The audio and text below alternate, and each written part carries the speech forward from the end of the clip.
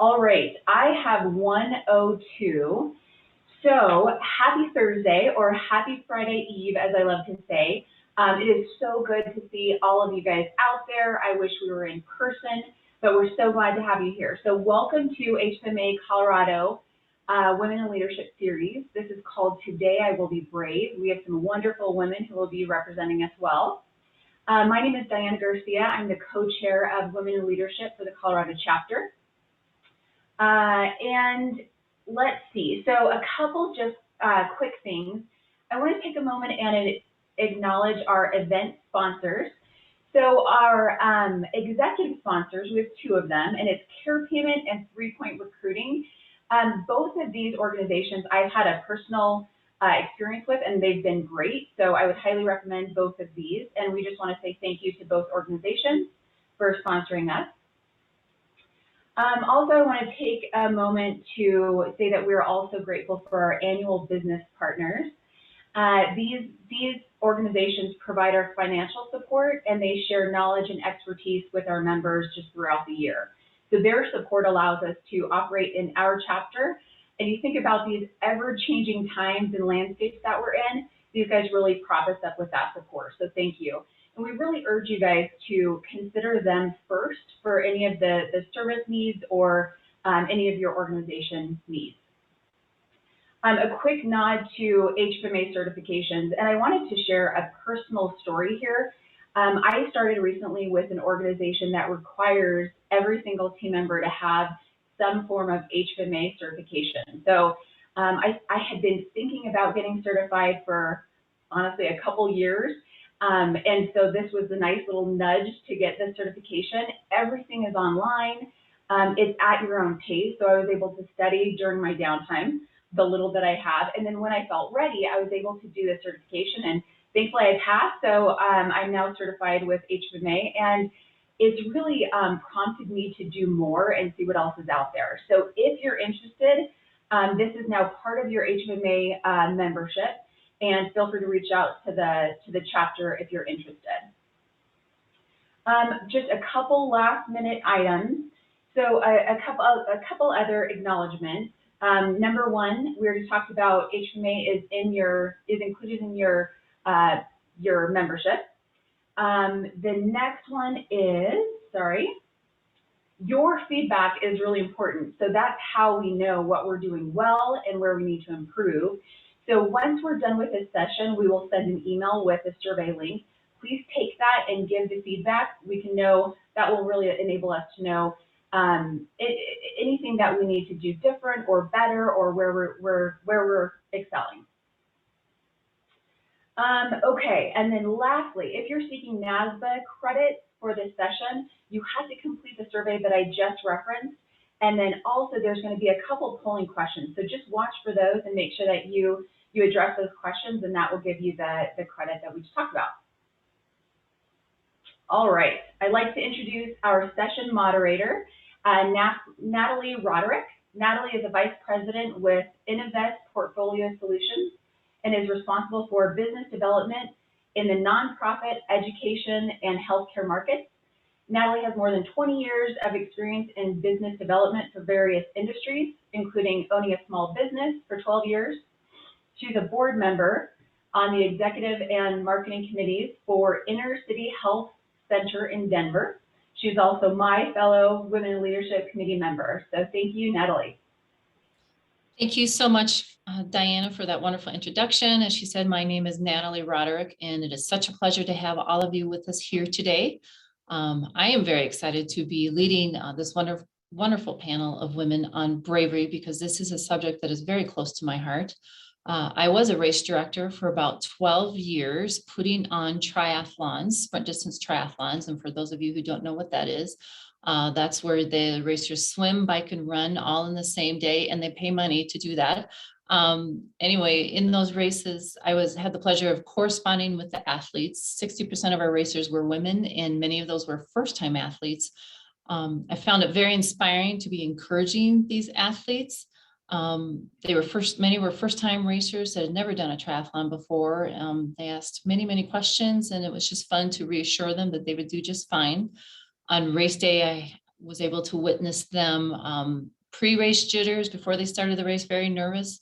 And then also at the end of the race, watching them smile, having a smile from ear to ear and a huge grin as they crossed the finish line. We did give each of our racers a finisher medal we'd put around their neck as they finished, and you could tell they would stand up a little bit taller and even wore their race medal, many of them, all throughout the post-race festivities. So I'm telling you the story because I thought it was a very neat, wonderful example of what bravery can potentially look like.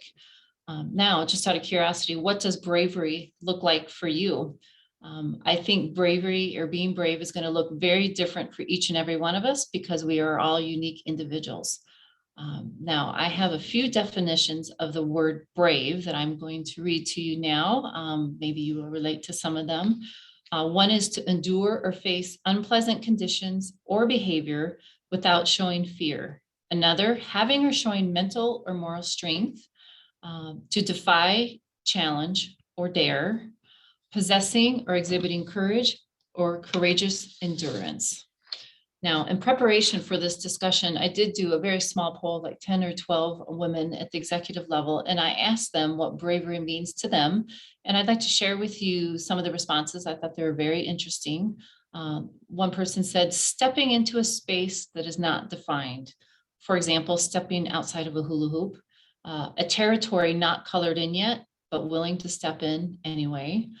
The courage to stand for your position and communicate it outwardly to others in a respectful, factful, and passionate way. One person said, I think of someone's first time doing something and consider them brave for trying something new, taking courage and a step of faith into the unknown or the familiar. One said, bravery is putting someone else's needs above your own desires, safety, comfort. And then lastly, bravery plays out in the degree to which we become transparent and authentic, blending our business and personal lives. Overall, bravery is a question of resilience. So I thought those were very interesting responses. We are all brave, I think, in our own ways. We may not recognize it or think of ourselves as being brave. I know I talked with many women, and actually a couple of them said they absolutely see bravery in other people, but they may not see themselves as being brave, or they're so busy moving to the next thing that they may not pause to think about how they actually have been brave. And so we hope that after this talk today that you can relate to some of the things that you've heard, and maybe remember or recognize times or many times when you yourself has been brave. Now, I'm going to introduce the panel. We have a question here. It says, which definition of bravery resonates most with you? And you guys already answered that. And then now we asked the speakers, since this is a virtual event, we had hoped to be in person. We asked them to submit maybe some photos, maybe some quotes, their favorite song, what have you, just to make it a little more personal. And I believe Jessica is going to put up on the screen for Yvonne, who I'll be introducing first, something about her. There it is. Just maybe to make it a little bit more relatable for you. And I will read her bio. Yvonne Wickington is an experienced CFO with over 25 years of healthcare knowledge and experience. She's the current CFO at Montrose Memorial Hospital. She is passionate and compassionate about patient care, as well as leading and developing others. She earned her BA in Accounting, Management, and Marketing, and her MBA from Chadron State College. She is a certified public accountant and a fellow HFMA. So thank you for those photos and quotes. Next, I will be introducing Melinda. There it is. Who I think is a fellow triathlete there. Melinda Silawati is the Senior VP Revenue Cycle Management and Managed Care for Contracting Emerita. She has 22 years of experience in the home infusion and home health industries. She has more than 10 years of experience in accounting and finance. Melinda has a Bachelor of Science in Accounting from the University of Colorado at Denver and began her career as an accountant for Baxter. Thank you, Melinda, for those. And last but not least is Hilda. She has some wonderful quotes that she likes there. She is a VP of Finance at Good Samaritan Medical Center in Lafayette, Colorado, where she has over 10 years of healthcare administration experience. Hilda has been a part of SCL Health and Good Samaritan since 2013. She holds a Bachelor of Science degree in Healthcare Administration and an MBA degree with an emphasis in finance from Regis University. She recently became a fellow HFMA. Thank you all for being here and for bringing a little bit of a personal touch about each of you for this panel. I believe we are going to be doing a polling question now. There it is. It says, do you see, as I mentioned earlier, do you see yourself as being brave? Be interesting to see the responses. And be honest, this is anonymous. No one's going to know who said what. So looks like most of the numbers are in. Leading is sometimes, and then next is yes. So thank you so much for answering that question. Do you see yourself as being brave? And it would be interesting if we did this at the end again and see if more people say yes. So thank you for that. Now I'm going to jump right in and start with the panel questions. The first question is, what does bravery look like for you personally? Now I'm going to ask each of the panelists to answer this question. Melinda, I don't know if you'd be willing to go first. Again, what does bravery look like for you personally? Sure, I'm happy to go first. Thank you for having me. So the first thing that comes to mind is the quote FDR is famous for, which is that courage is not the absence of fear, but rather the assessment that something else is more important than fear. And so when I think about bravery, I think about facing my fears and then moving forward and taking a risk and being willing to put myself out there even if I'm terrified. So you know, you talked about the triathlons, and the first time I did a triathlon, I was terrified. I didn't believe it was necessarily something I could do, but decided to go for it anyways. And you know, throughout my career, I've certainly experienced that. So again, it's for me, I would say it's facing fear and going after something anyways. That's wonderful. That's great. Next, Hilda, would you share with us, what does bravery look like for you personally? Of course, and welcome everyone. Thanks for joining us today for this session. You know, Natalie, I, like you, when I was preparing for this, had to go back to the definition to see really what does bravery mean, and how would I define it? And I came across one of the definitions that you shared with the group, but I focused on the word courage, and courage really to face situations that would either frighten, much like Melinda has shared, or would cause some pain or grief. And I think bravery is something that we all have to display and bring every day. There are situations that we face that would cause some level of fear or some level or degree of being frightened, and perhaps even pain, especially as I think of these last 2 years, whether it's physical or emotional pain as we think of our circumstances around the globe, not just in our state and nation. And so I think it's those daily decisions to face our reality and our circumstances. That's very interesting. Great. Thank you so much. Yvonne, would you like to share with everyone what does bravery look like for you personally? Absolutely. And thank you again for having me on the panel. This is a great opportunity. And it really caused me to do some self-reflection. And I found, just like Hilda, that I was really, when I think of bravery, I was using that term quite interchangeably with courage. And then I looked at bravery on a professional perspective and a personal perspective. And when I looked at what it means to me to be brave professionally, it really came down to standing very strong on my ethical values and my leadership values.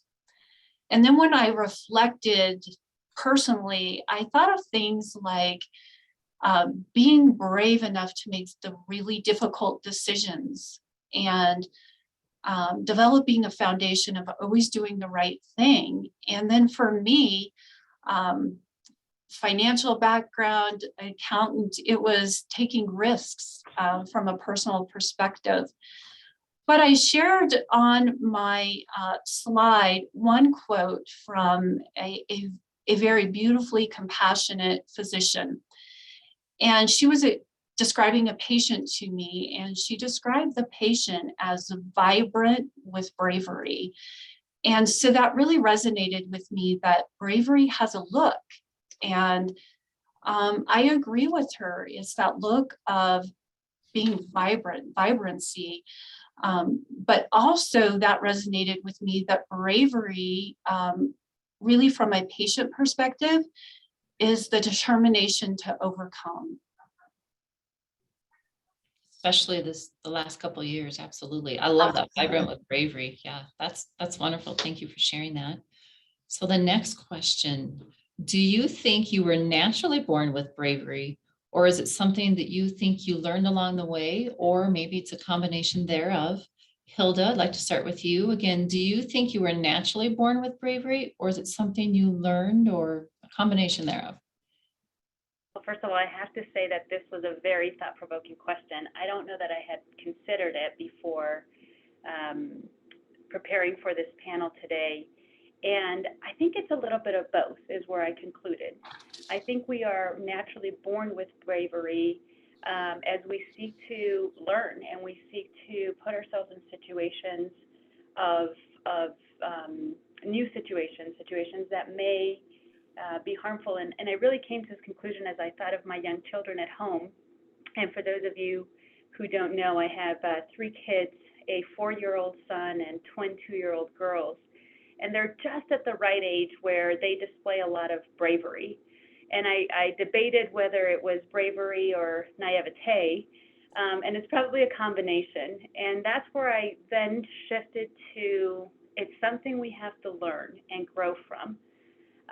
But I would underscore what Yvonne said about values and commitment as leaders, especially in our roles from a financial perspective in healthcare.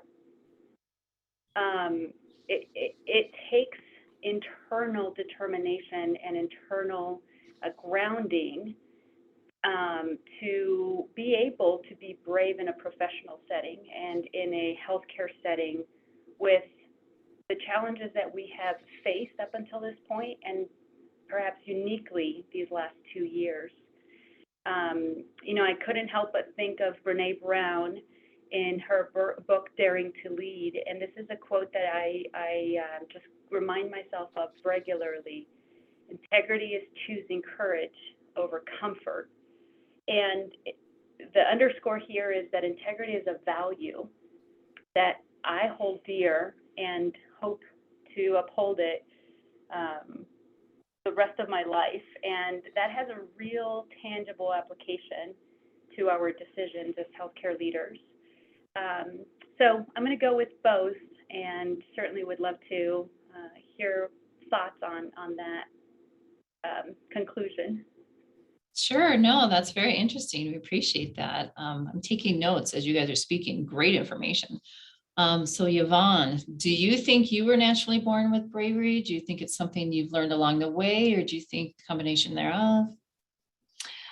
I would agree with Hilda in that this question was so thought-provoking that I really had to look back over some of those times I felt like I had to be the bravest, and relate that back to, was I born with that? How did I get there? And I really came to the conclusion that I feel like we are born with this element of bravery, but for me personally, I feel like my life experiences then further define bravery for me. And then it allowed me to think back of times and how did I achieve that brave instance in my life. And it was really through those who have come beside me. And I've gained a lot of knowledge from others who have encouraged me to be brave in certain situations.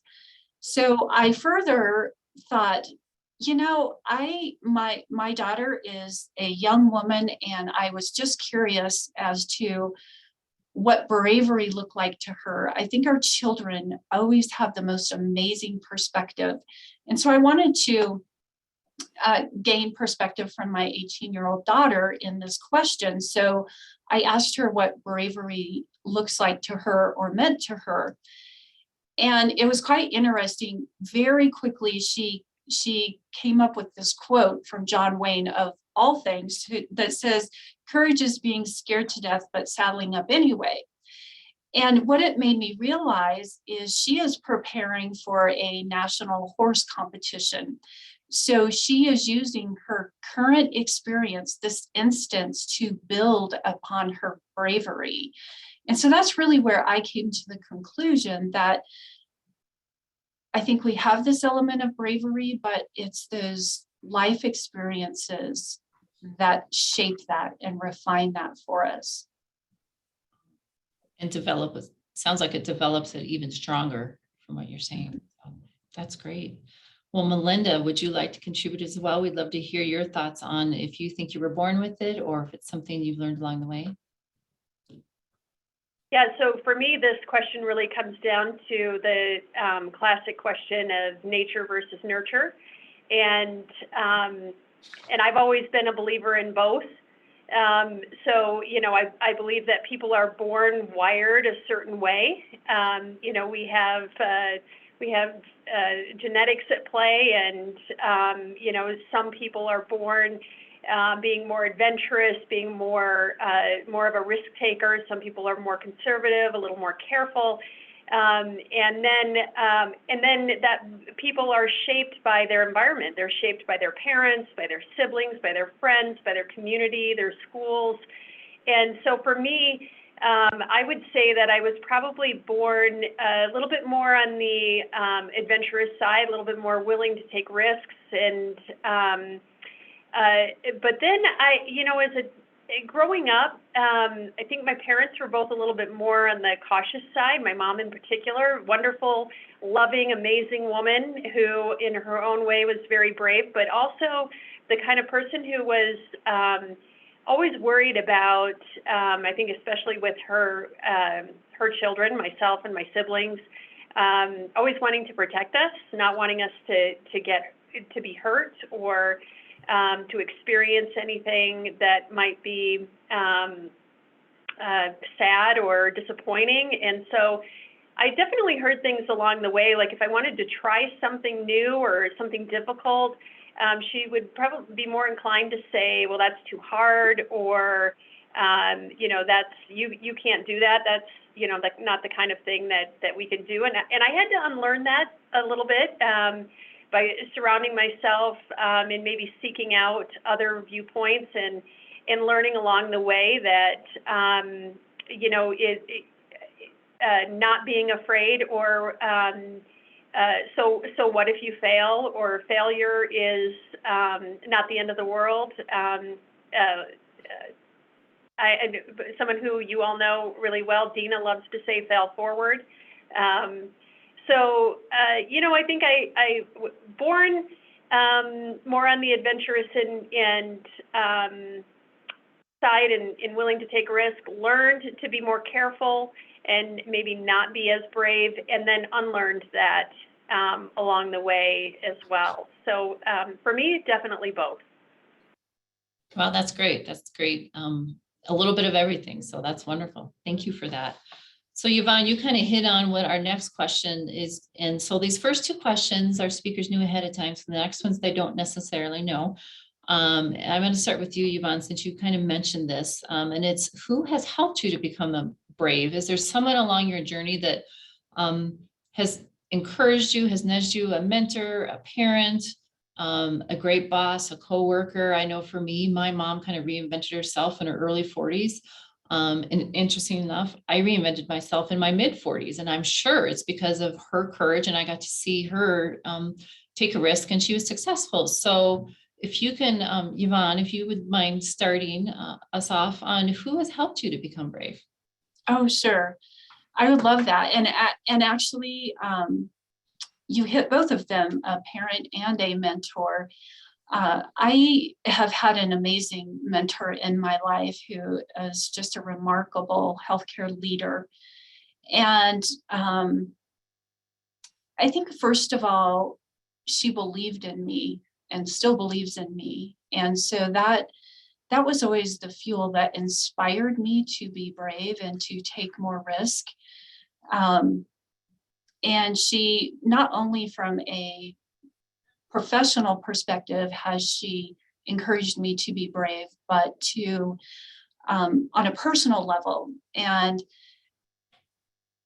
to the point that recently I experienced having a parent have a very long-term stay in a hospital, and was faced with ensuring that we were carrying out my dad's advanced directives. And this mentor came beside me and told me, this will be the hardest yet most courageous decision you ever make.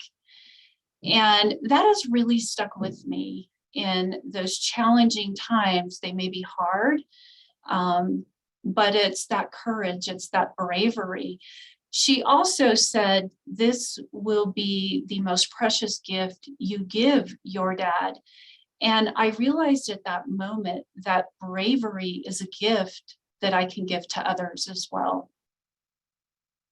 That's beautiful. Thank you for sharing that. Mhm. That's wonderful. Melinda, do you have anyone in mind that you think has helped encourage you to be brave in your journey to get to where you are today? Yeah, absolutely. I think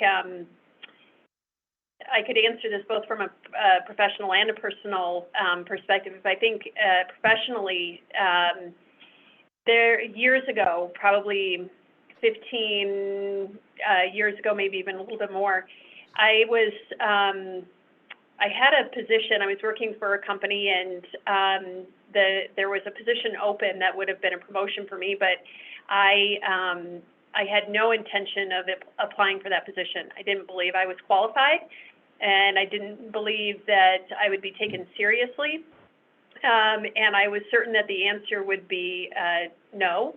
But another person came along, a vice president in the organization at the time, and he asked me if I was going to apply for that position. And I looked at him kind of, like he was crazy, and said, no, I'm not qualified for that job. And he said, sure you are.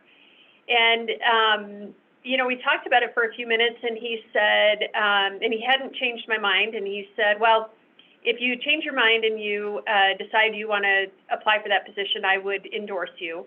And the story doesn't really end the way you might think. I did not apply for that job, but it really made me rethink what I was and wasn't qualified for. And the person that they hired had a background that looked a heck of a lot like mine.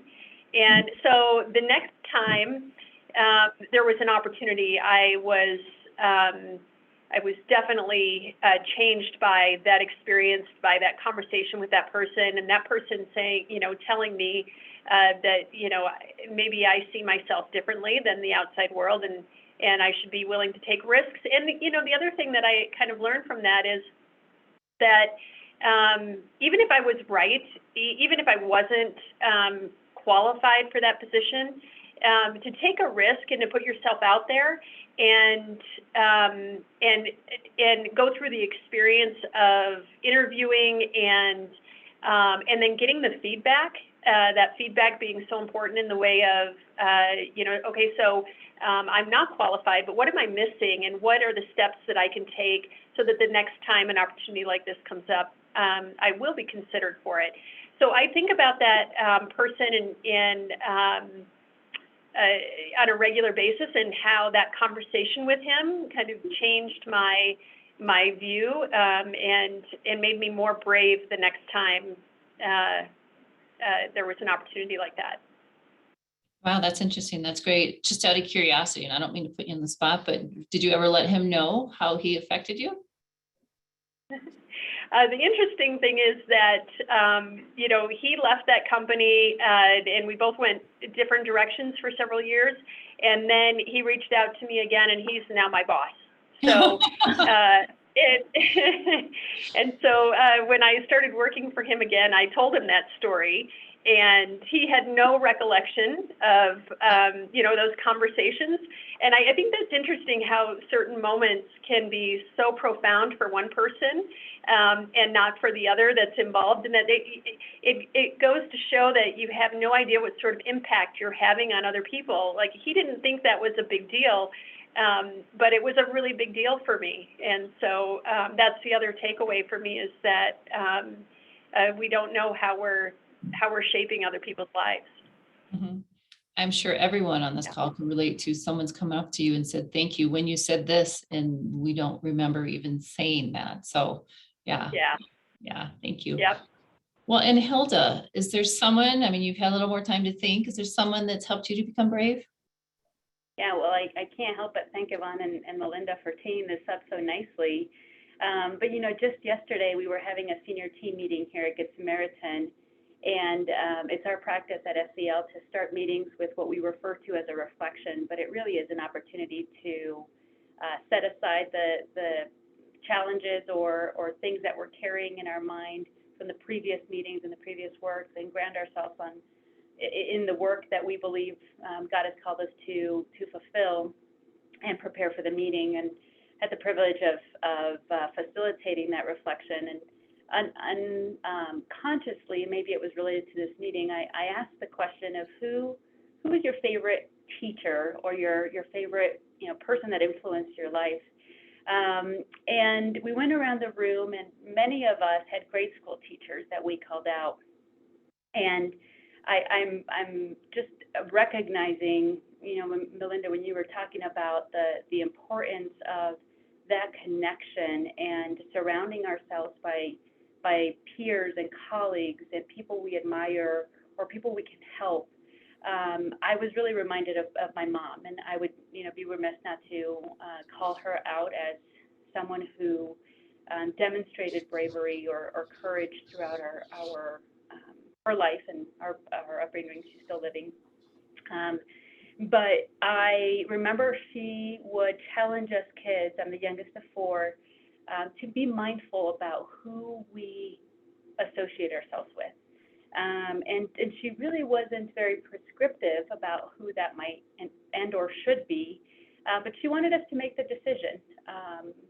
And as I grew up and learned a bit, I was introduced into a concept about always having three people in your life: having a mentor, having a colleague, a trusted colleague, and having someone you're building into. And that's a biblical concept that I was introduced to in my youth, and I've really tried to adapt that into my life. And more real time, I would say on the colleague side, I have taken a lot of courage and encouragement from many of our caregiving leaders, and I can't say that with enough. I can't convey how genuine that sentiment is. As I look out at clinical leaders and ancillary leaders in our health systems, in our care sites, we really are at that very tip of the spearhead, demonstrating bravery. And so, Melinda, when you were saying, it's helped you to surround yourself by people who have encouraged you, I couldn't help but recognize that I am surrounded by that. So I've had mentors that I've pursued very purposefully. I've had informal mentors. They don't even know that they were my mentors, but they were. so the gift of observation. And I always try to find one or two people who I can give some of my time, whether asked or not. And, obviously not, it doesn't have to be structured or formal, but someone who I can help along the way. Well, thank you so much. That was wonderful. You had mentioned someone, 3 people, and then someone building into. I'm not sure I understand what that piece is. Or so becoming a mentor to someone. Oh, okay. Mentored by Okay. So being the a mentor. colleague and then mentoring. Sure. Okay. Thank you. Or- Now, Melinda, I'm going to ask you this first. Tell us about a time, and some of you kind of already have, so if you don't have a story, that's okay, but tell us about a time when you were brave in a takeaway. And I know you just did tell us kind of a story. Can you think of any other times where you did step out in bravery, where there was fear, where there was, something that could very easily have held you back, but you moved forward, you leaned into it? Yeah, I think, I think I'll share a personal story this time. Years ago, so my husband and my kids are all very athletic, and I would say that I was maybe not so not naturally athletic, but always very interested in the sports that they were doing. And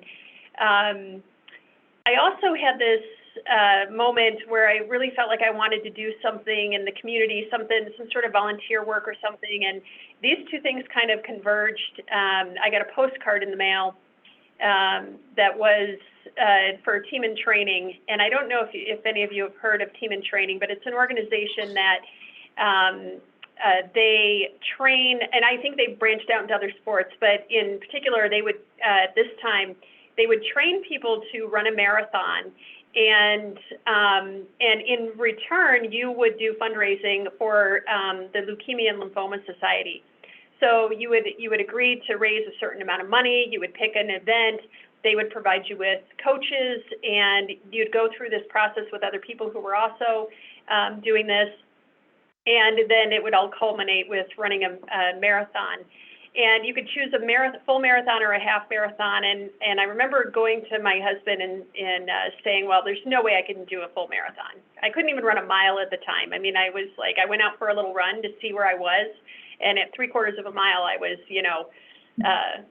couldn't even breathe. And he said, of course you can. Why not? Go for it. And so I decided to run the marathon, and at the same time, I had committed to raising over $3,000. I think it was $3,200 at the time. So I signed up, and I started fundraising, and then I suddenly was paralyzed with this fear that I'm now asking people for money, and I'm telling them that I'm going to do this thing, and that inspired by my family and all of the, their athleticism, and I'm inspired by the people that are suffering from leukemia and lymphoma, and I'm going to raise this money, I'm going to do this thing. So now there was this sense of like, what if I fail?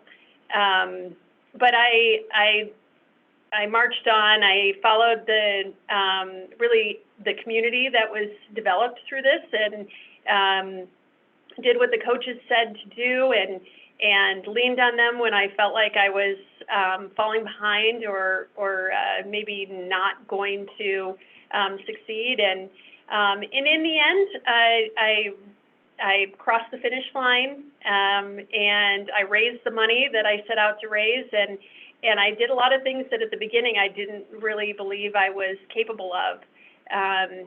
And so I think sometimes it's just about, that exposure, that feeling of like, I'm completely exposed here, and if I fail, everybody's going to know it, but marching forward anyways, and ultimately reaching your goal. And if you don't reach your goal, learning the lessons that are provided along the way. That's great. Feel the fear and do it anyway. Hilda, would you like to tell us a time about when you were brave, and if you have any takeaways?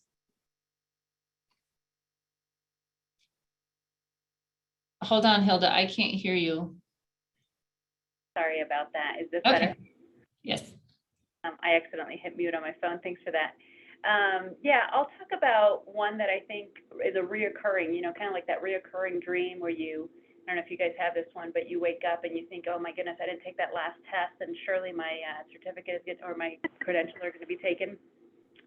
The one that happens like that is the question of making a recommendation in our setting, and I think this will resonate with our attendees today, that is, financially unsound or not fiscally responsible, but it has a clinical impact.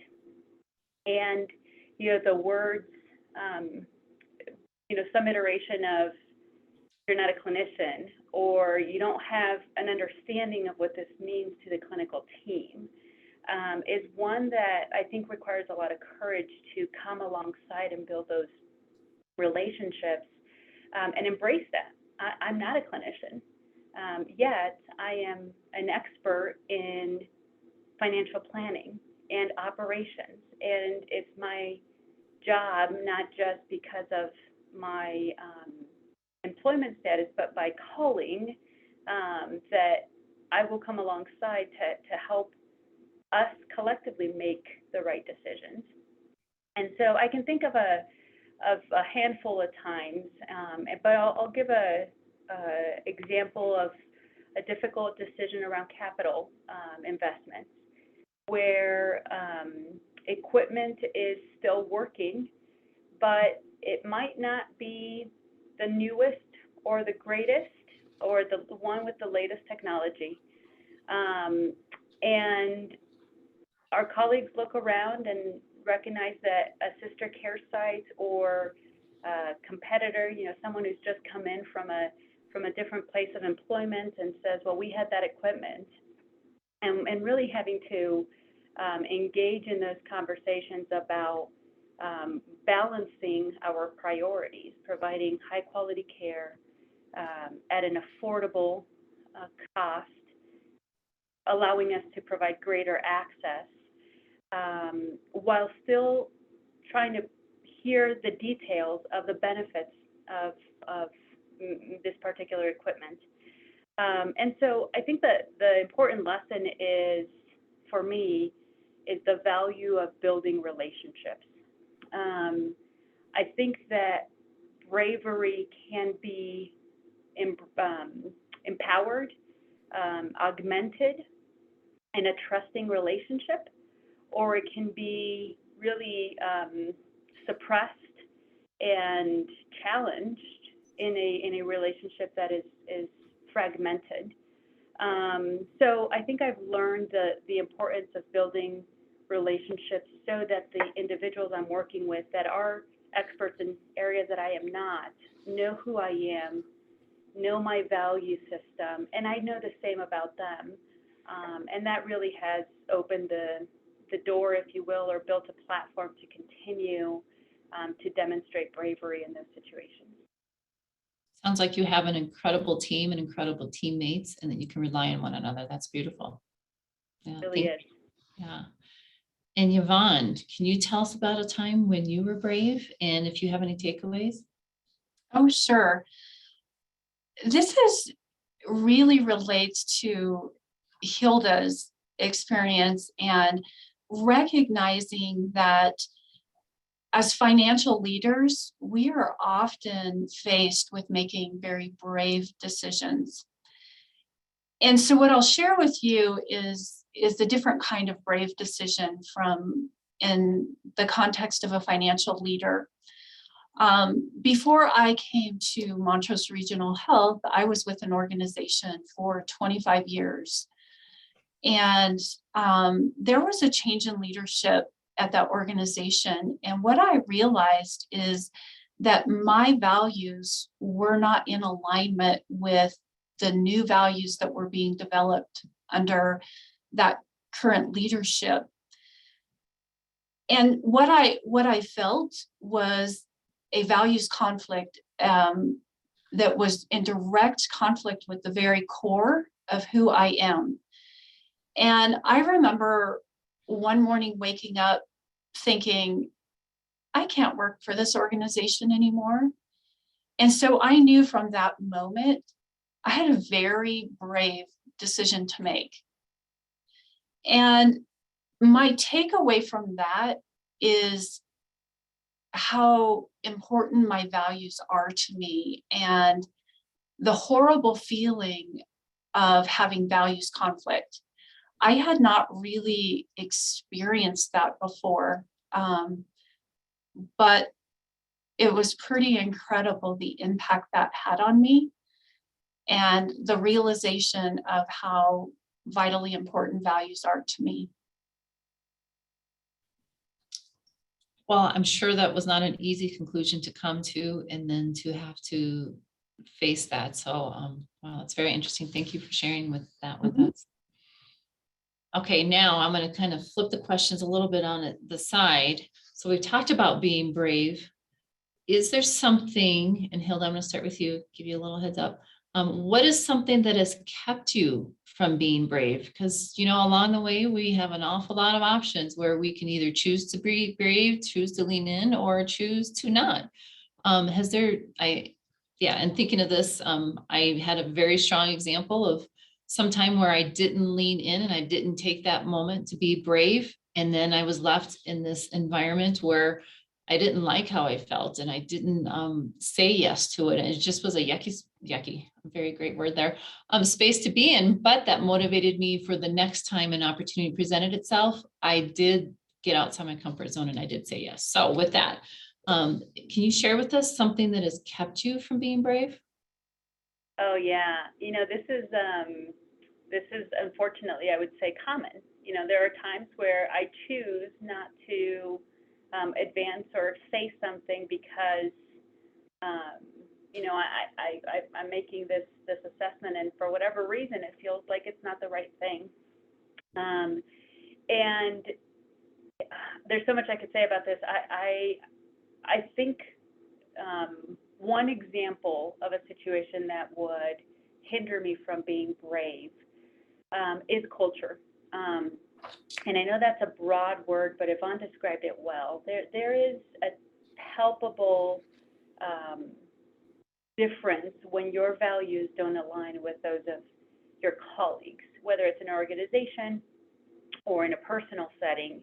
And so I think when I start peeling the layer of culture, it does come down to values and how much we hold them near and dear. And it's reflected in how we behave as a collective group. So an example, though, to peel that back, transparency is a good value that I would say. Lack of transparency, or perhaps lack of being forthcoming, would be one where I would be more reserved, perhaps out of a sense of self-preservation, but also recognizing it may not be welcomed. So if the group of or the individual I'm interacting with does not value transparency, it would be more damaging to our relationship to be transparent. And then you have to go with the aftermath. I love your word yucky. There's something that feels bad. I feel it in my stomach, and I usually lose sleep. So I would say broadly culture in a professional setting, and in a personal setting, I would say values or things that we prioritize. But I can say, yeah, there are a lot of times that I regret not being brave. I can relate to what Melinda shared many times where I didn't pursue opportunities, either personally or professionally, because I just didn't have the courage. I wasn't brave enough. I didn't want to hear no. So it's better not to hear it and not never know. So yeah, I can give a few examples and things that I know are triggers for me to challenge my ability to be brave. Mm-hmm. Mm-hmm. Wow, thank you. Thank you for sharing that. Yvonne, would you like to share what is something that has kept you from being brave? Sure. When you asked this question, a couple things came to mind. Really, probably more on a personal basis. One would be fear. And then I was asking myself, well, fear of what? And then I thought, perhaps that's maybe self-confidence. And that would be related to maybe a physical activity or trying a new sport, that fear or that lack of self-confidence. But then as I thought this through, I also thought one thing that becomes a barrier to being brave for me is my inherent analytical mind. Analyzing things, analyzing the risk associated and the potential outcome. While having an analytical mind is very valuable in what we do day to day, perhaps in my personal life, and I might be a little more adventurous if I did not have such an analytical mind. I think that's interesting you brought that up, because when I was polling these women in preparation for this, several of them said a calculated step. And then I reflected on my life and how uncalculated many of my steps have been. And but I'm not super analytical. So I absolutely understand, how we are wired can definitely determine how we step forward or don't step forward. Melinda, would you like to share how or what is something that maybe has kept you from stepping forward, being brave? Yeah, it's interesting when listening to Hilda and Yvonne. I think if I had gone first, I'd answer one way, and then after listening to these amazing women, I've changed my mind probably 5 times on how I wanted to respond. But I think, and Yvonne, I do the same thing, overanalyze everything, and sometimes you can end up not taking action at all, the right action, the wrong action, or taking that step, taking that risk. But I think if for me personally, one thing that keeps me from being brave on occasion is, and maybe often, I'm not sure, but is how my decisions and my choices and my actions might affect other people. So even if I really feel strongly that something is the right thing to do, if I'm worried about how it might affect others, then I might pull back and not be brave. And I think that can be.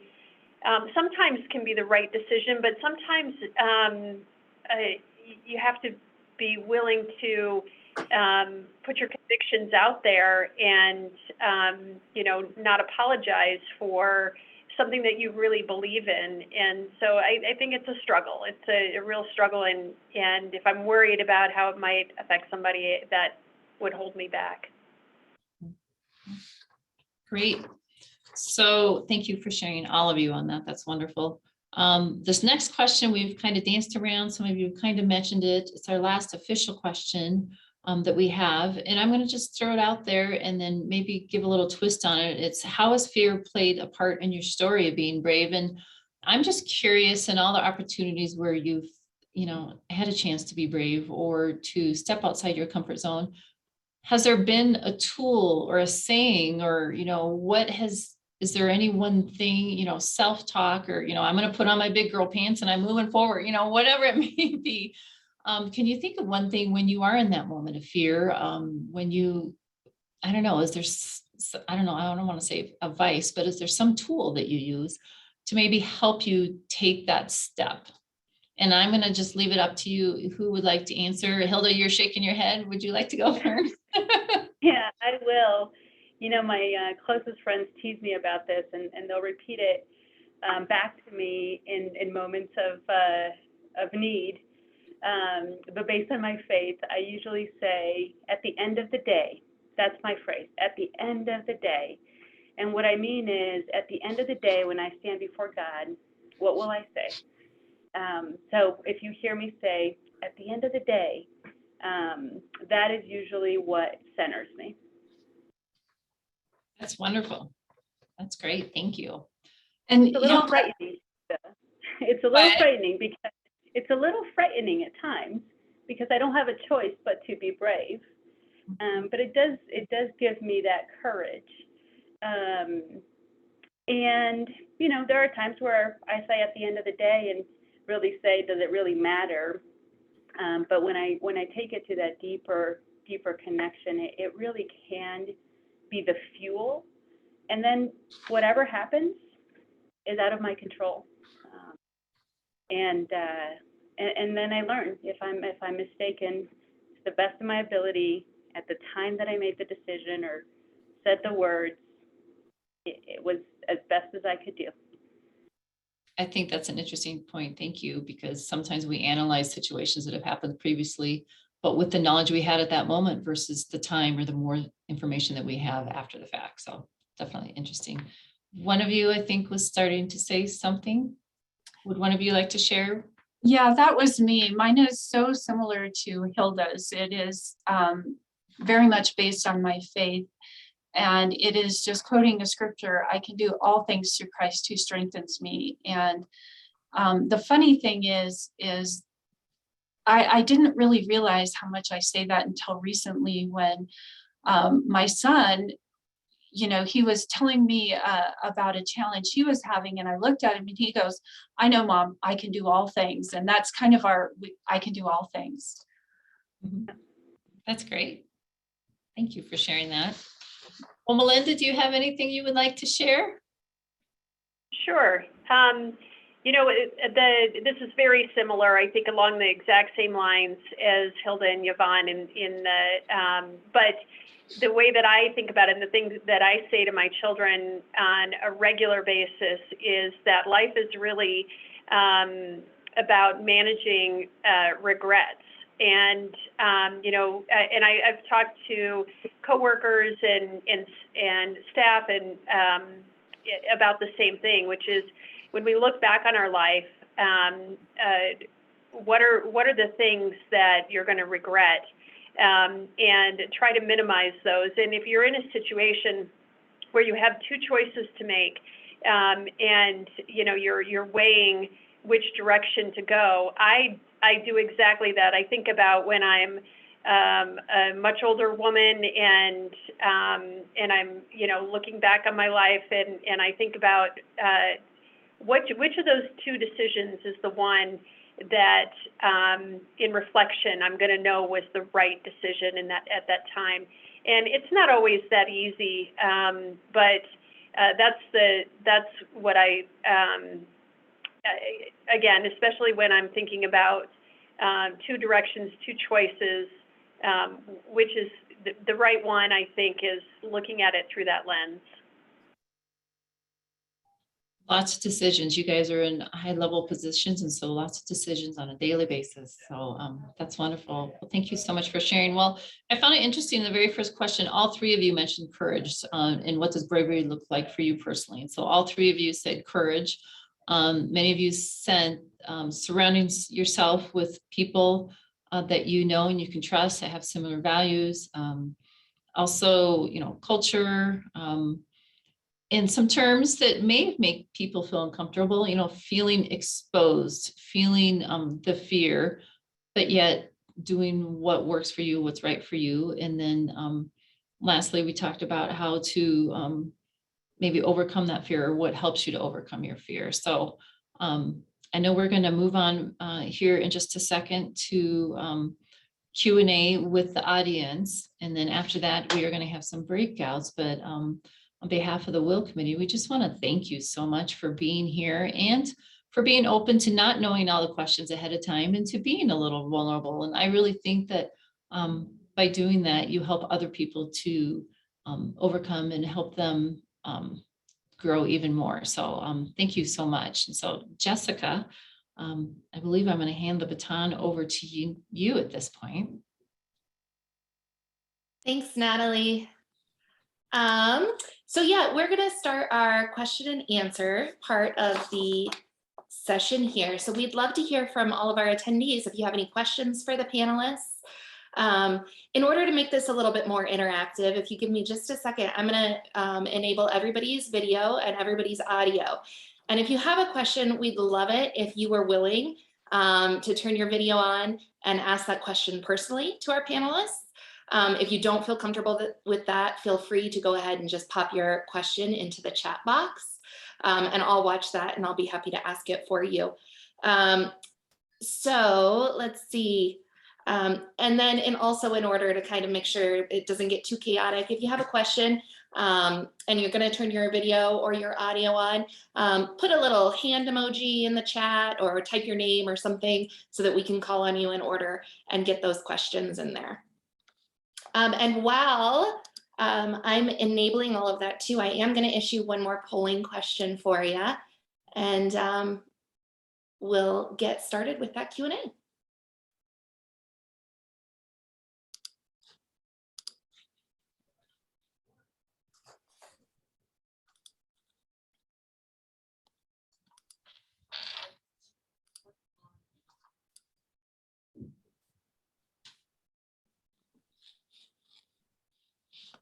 It looks like the audience feels the same way that you all, the panelists, felt, a combination thereof. And then next was developed. And then I'm not sure if we have a question yet. While we're waiting for the questions to come in, would any of you like to share a favorite movie, a favorite song, something where you hear it and maybe it's just something you love, or maybe it makes you feel brave? I don't know. Would any of you like to share?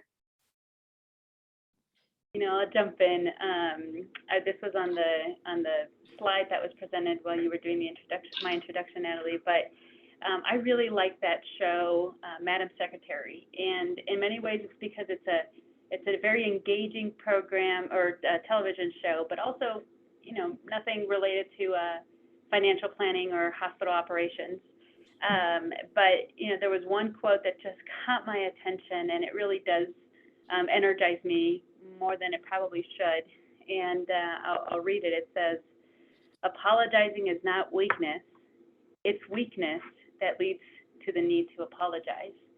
And that has really freed me to apologize and recognize that it's part of my journey. That's great. Not something that's always easy to do. How are we doing, Jessica? Do we have questions or? Looks like we have our first question from Laura. Hi, Laura. 1 second. Let me get you in view here.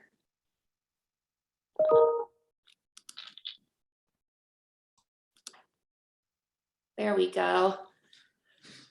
Hi, good afternoon. Gotcha. Thanks. Great. Can you guys hear me?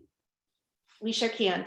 Great. Thank you. And thank you all for those great insights and all of that discussion. I'd love to hear maybe some specific examples of just how you've been able to be brave or challenged in your bravery, just related to all that we've endured, and particularly your organizations have endured over, you know, even the last 6 months, or maybe even just this last quarter.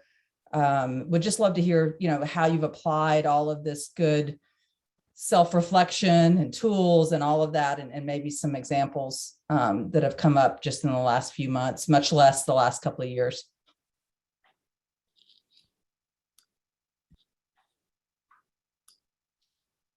I can answer if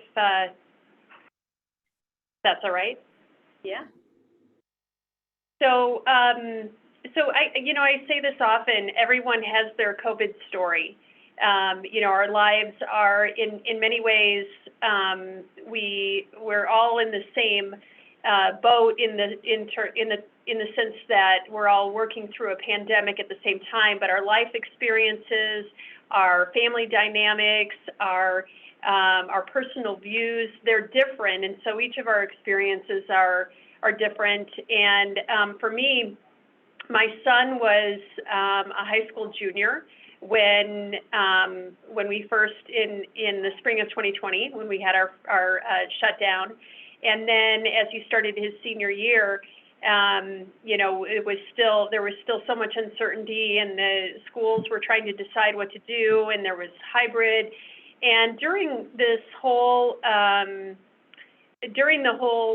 experience, and watching him struggle, I think, you know, for me personally, I found it very hard to be brave, in the sense that not knowing what the right things were to do, and being paralyzed by if I make the wrong decision, if I guide him in the wrong way, if I give him bad advice, that, you know, it could really take him down the wrong path. But in the end, you know, being brave enough to admit that things were hard, to seek out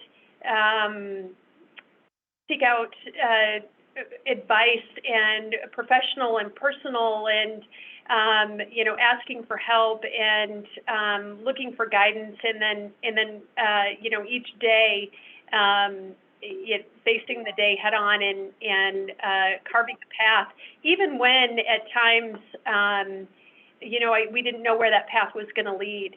So yeah, I think, you know, sometimes it's not a big decision in one moment. It's a series of steps along the way, and you know, really not embracing the fear, but facing the fear, and then being willing to move in a direction.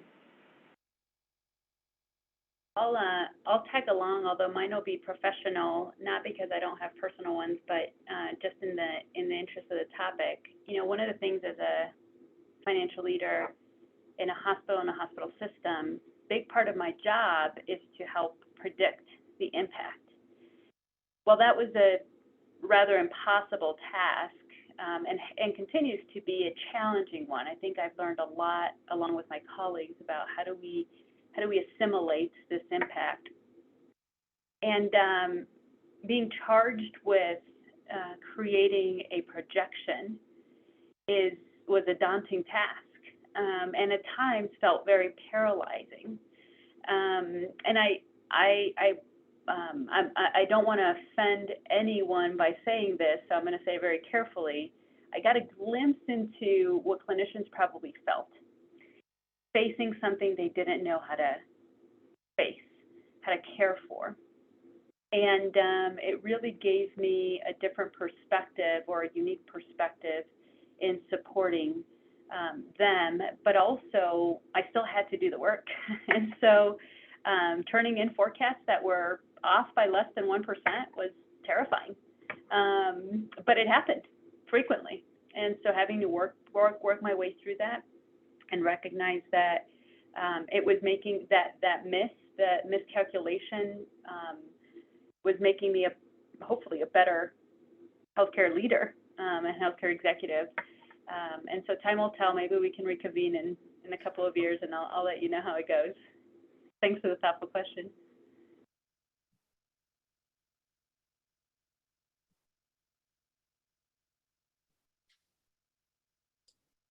Back to muted. Does anybody feel like it takes bravery to get a Zoom right?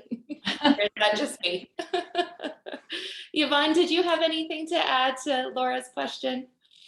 No, I think they covered it very well. Awesome. Thank you, Laura, for the question. Really appreciate it. And just a reminder, if anybody has another question for the panelists or anything specific, go ahead and pop that in here, or turn your video on, and we'd be happy to address it. While we're waiting for a few more, I did think it was interesting. Some people answered, Natalie, your question about favorites. And so we were getting some of those in. And so some favorites here, the song Happy by Pharrell, which I wholeheartedly agree with. That one makes me, you can't help but not smile when you hear that song, right?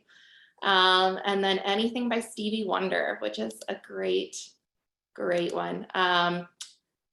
And then let's see, Brave by Sarah Bareilles, which I think is a wonderful song. It's a great, it's honestly, it could be a wonderful theme song for this conversation.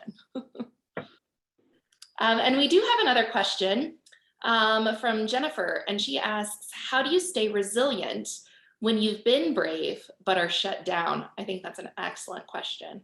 As much as being brave and taking the leap is a win in itself, sometimes rejection can be very difficult to navigate. I think I can address that one. What I do is, instead of viewing something as a rejection, I turn it into a learning opportunity and say, okay, what can I learn from that? And I really take it as an avenue by which I can be better the next time. So, and not that it just happens and it's that easy. I really have to intentionally make myself do that. And just always trying to remind myself not to take those situations personally, as the rejection is personally against me, but a great learning opportunity.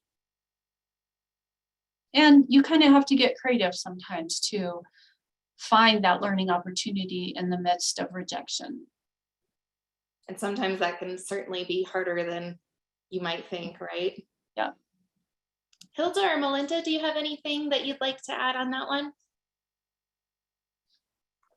Sure. I actually just subscribed to Masterclass.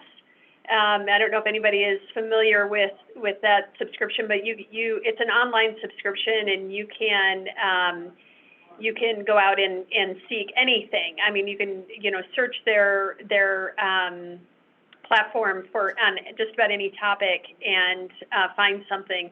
And currently, Hillary Clinton has an entire masterclass on resiliency. And I think it's interesting. I mean, whether or not you agree with her politics, I think most people would agree that her life has been, she has shown resilience time after time after time.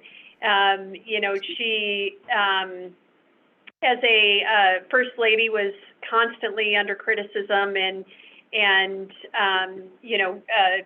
persevered through that. And then she sought the nomination for the Democratic Party in, I think it was 2012, and lost to, no, it would have been even before that, 2008, and lost that to Barack Obama, and then decided to run again, and got the nomination, and then lost in the election to Trump. And what's interesting is the teaser for this masterclass is where she reads the speech she would have given had she won the election, and she tears up while she's sharing that. And so I'm only a few sessions in to this course, if you will, but it really is just about accepting that there's going to be failure along the way, and disappointment, and but having something, the underlying message was having a greater goal, something outside of yourself. What is important to you in your life? What are your values? We've talked about values a few different times, those are the things that will keep you going and continue to guide you. And if you know that you're working towards something greater, then a setback is a setback, and doesn't have to dictate where you go from there. So learning from those experiences, learning from those setbacks, and taking that and using it as fuel to take the next step, the next risk. Well, I'll jump in and add one more, but I would agree wholeheartedly with both Melinda and Yvonne. I have this practice of self-talk, and usually to myself and quietly, so no one else recognizes that I might have another voice in my head. But I ask myself two questions. Is there anyone in my circle or a part of this problem that I could talk to and go through what Yvonne said, like learn from this. What goal was I misaligned with? What vision was I misaligned with that led to my recommendation be rejected? The other question I ask is there someone else to do the job better in the group that was a part of the work? And you know, sometimes I can say, yeah, there are other people that were more qualified, and I tend to take it as an opportunity to connect and ask their feedback or input. But then there's a complementary one, which is I've been given the role and the responsibility, or the role in the team, whatever that might be. I don't mean just, you know, at the hospital, but whatever my role is with that decision-making process. And I recognize the privilege that is, and the responsibility that is. And unless there is someone who is can do it better, and they are not a part of the work, then I'll draw from them and learn and hope to apply it. And if there is someone better, then to have the awareness and humility and have them guide the process. That's what helps me be resilient and come back when my ideas or suggestions are rejected, which likely there are colleagues on the phone, they would attest that happens often, and that's okay. Excellent. Awesome answer. Thank you all so much for sharing. We do have another question here, which is, I think, an excellent question, especially for some of us who are, and some of our attendees who are looking to find that mentor or someone who can help bring them along. What is a good way to approach a professional and broach the subject of mentorship, asking them for their guidance or to become your mentor? Over coffee, keep it casual and explore the conversation, slowly over time. What are your recommendations for people who are looking to bring, ask someone to mentor them? I'll start. I'll take my turn here to start this one. I think there's a recognition that we should all have when we are thinking about doing this, that the person you're approaching may not be aware that they would be a good mentor to you. And so I think it's important to be explicit, not for the sake of flattery, but for the sake of clarity, what it is that you are hoping to learn from him or her. I think that at the foundational level is perhaps the most important element of it. And beyond that, if I was going to build on that, maybe offering a structure of what that might look like, so that that person can respond, whether that's something they can commit to or not. As far as approach, whether it's coffee or a formal request or casual, COVID has changed a little bit of that. So I would say in your COVID compliant, COVID comfortable environment, and really, I think go with your gut. You know this individual as well as you do, and base it on the decision that you have, or on the relationship that you have today with him or her. Awesome. Thanks, Hilda. I would just, for me, go ahead, Yvonne. I would just add to that. Hilda mentioned that structured aspect, and my experience has been really establishing up front the desired outcome and the specific goals. And then I think that goes a long way in helping both the mentor and mentee recognize the achievement through that process. And I agree with Hilda in that I think it's really important that there is a good relationship with mentoring. I don't think it works to just see a quality you like in somebody and think that it would be a good mentoring relationship. I have seen colleagues make that mistake, and one in particular, I know it became quite awkward for her because she really misjudged that. And I think it was because there was not any kind of relationship or an understanding of a relationship.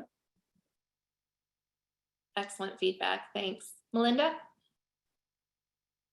Yeah, for me, when I think about the mentors that I've had throughout my career and have today, it's been less formal. So I think that there, you can take a very formal approach, and there's absolutely a lot of advantages to that. And I think what Hilda and Yvonne were saying about seeking clarity and talking very openly about what you hope to get from that relationship and what you're asking of that person when you're asking them to be your mentor. But I think another option is less formal. And when I think about the mentors that I've had, I don't think we ever actually had a conversation where I said, how would you feel about mentoring me? It was something that happened more naturally. And so I would, a good example is a boss that I had where, I would, we would have regular one-on-one type of meetings, and I would ask his advice in different areas and ask for guidance and how have you done this in the past and what do you think about pursuing this opportunity and so I definitely think there are different approaches you can take, some more formal than others, and kind of figure out what works for you personally. And again, for me, it was a bit more informal in the way of just building relationships and seeking out and asking questions and learning along the way. Thanks, Melinda. So really, it does sound like a lot of the answer to that is going to be based on the relationship that you have with the person that you're seeking out as a mentor, and knowing kind of what that relationship looks like and basing your approach on that. Thanks all for your feedback. So our last, what I'll call, it's not really a question, it's more a comment, but I'd love to get what everybody's response and feedback is to this. And it's a little kudos here. It says, aren't we all brave every day for being in fields and roles that tend to be male dominated? Bravo to you all. And I wonder if anyone has just kind of a reaction to that.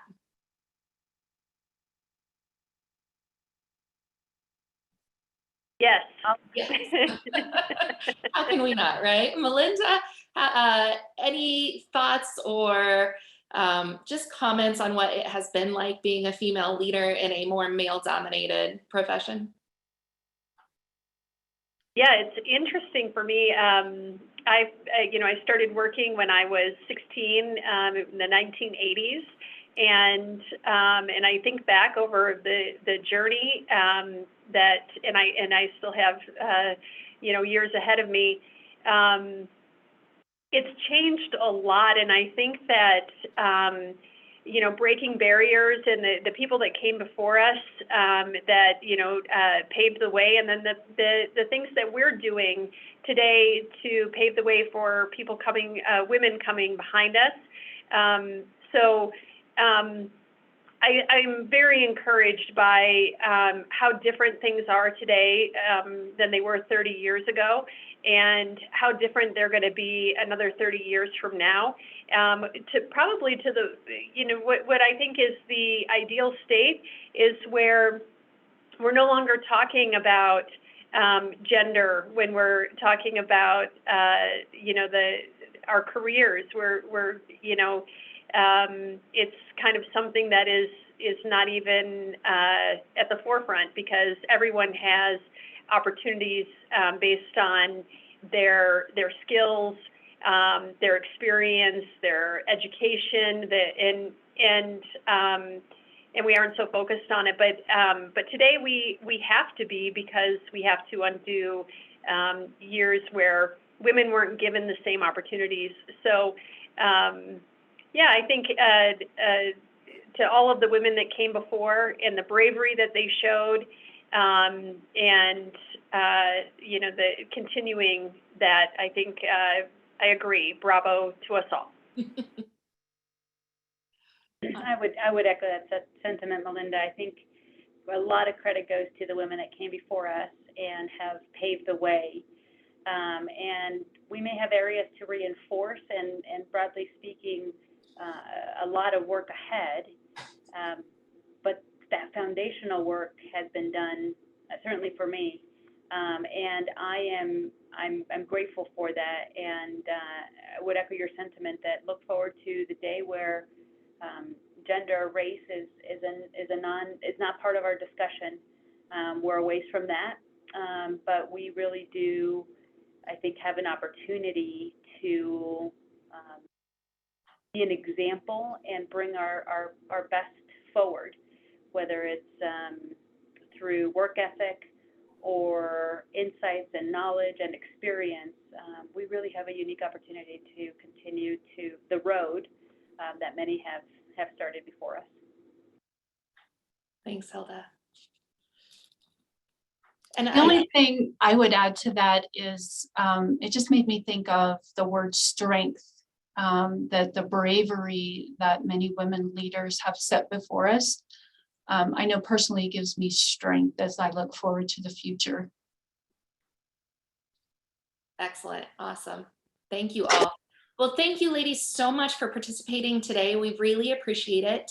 We are going to break now into some small discussion groups where I hope everyone who's here will stick with us and enjoy getting to know some of the other attendees and talking about the ways that you've been able to show some bravery in your life, maybe some struggles that you've had with being brave. As we know, we all become more brave the more we're able to share our stories with everyone, hear their stories, take strength from other people's experiences and knowledge. So hopefully everyone will stay around and join those groups. We have we'll have those those breakout groups. Then we'll bring everybody back out together for some closing comments, but I do just want to take a minute again to thank you, our panelists, so much for being here, and thank Natalie for her excellent moderation. And with that, I am going to go ahead and send everyone to their breakout rooms, assuming technology doesn't fail me.